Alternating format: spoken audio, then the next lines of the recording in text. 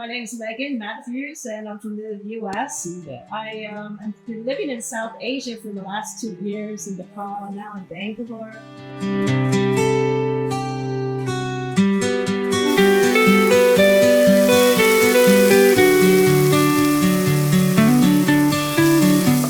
And I had to see Kerala because I hear so many amazing things about Kerala.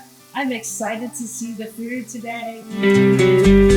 And so for me, it's very special to be able to have this presentation. I've actually worked in the industry for over 25 years as a chef and as a manager, director. I graduated with hotel restaurant management degree. So I love to travel and be able to experience this type of cooking.